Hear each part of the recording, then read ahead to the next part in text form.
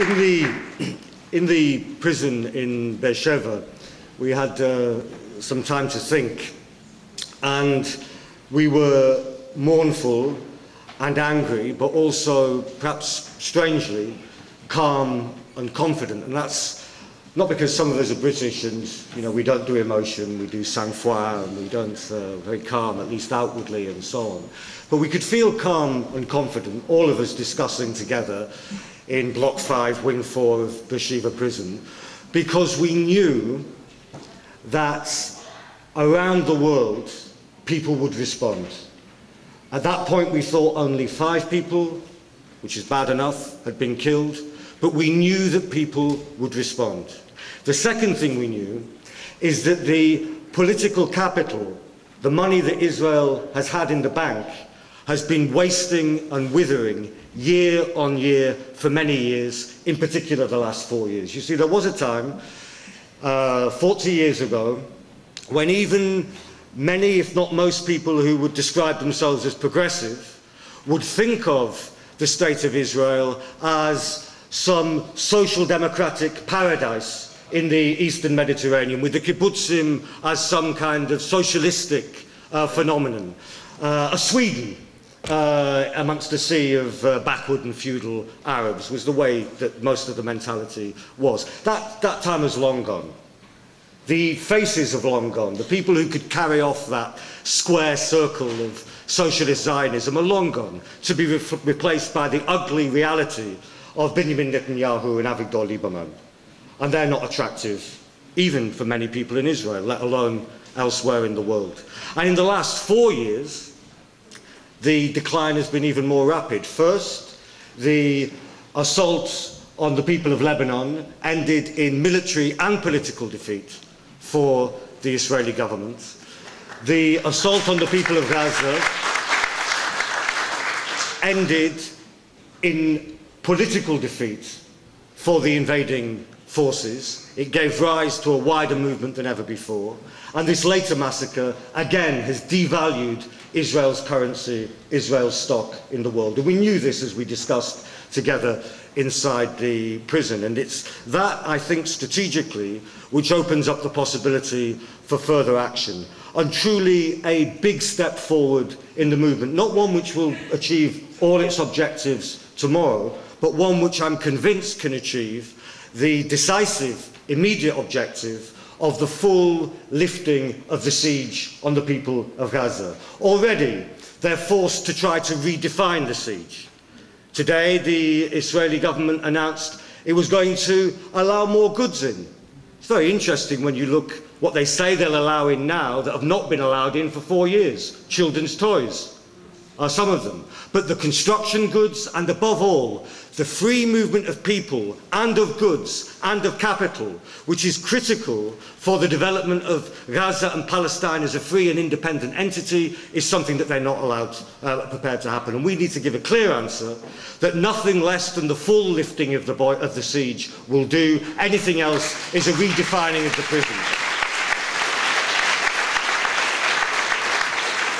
But we can see that this siege is tottering, and Gaza is crucial, I believe, strategically, not because it's the only injustice that the Palestinians face. The West Bank, the ethnic cleansing of East Jerusalem, the conditions in the camps, the very existence of the refugees, all stand in their own rights as unacceptable injustices. But it's strategically important because the other side made it strategically important in 2006, because by isolating Gaza, they hoped to strangle the hopes and aspirations and fighting spirit of the Palestinian resistance by isolating Hamas, which are the people who were chosen in a free and fair election by the Palestinian people.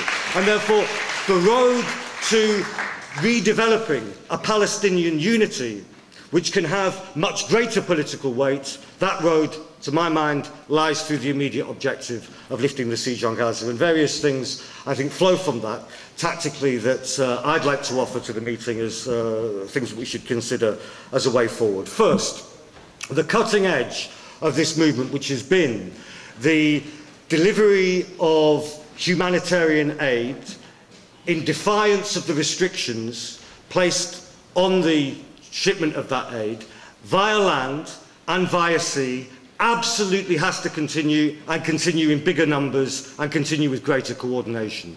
By land, heading through Egypt, because let's be very clear about this, the border at Rafah is an Arab border.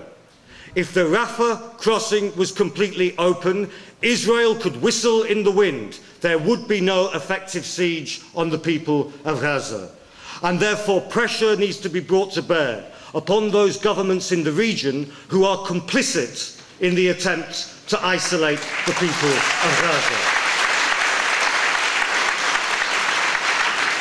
And therefore Viva Palestina will be the main organisers, in conjunction with partners, the biggest land convoy yet, leaving London shortly after the month of Ramadan, so around the 12th of September, from London, through France, Italy, Greece, into Turkey, through the Near East, down to Jordan, into the Sinai, and up to Rafah, aiming to take the construction materials and to open up the lines of trade and freedom of movement which the people in Gaza, the Palestinian people more generally need. This will be done in conjunction with, and there have been meetings in Beirut, with international coordination, in conjunction with moves by a consortium of organisations to bring together simultaneously, travelling through the Mediterranean, like the land convoy, picking up support from the North Atlantic coast of Morocco, all the way through to Egypt and to the seaport of Gaza, the biggest flotilla yet, leaving simultaneously, aiming to be offshore as we go in through land. This we offer to you, and I ask friends and new friends here tonight to consider how an American, a New York City, New York State component to both the land convoy and the flotilla could be formed, could be fundraised for in order to make that possible. We're talking 13 weeks. It's not a long time, but we need to move very quickly if we're to seize this moment.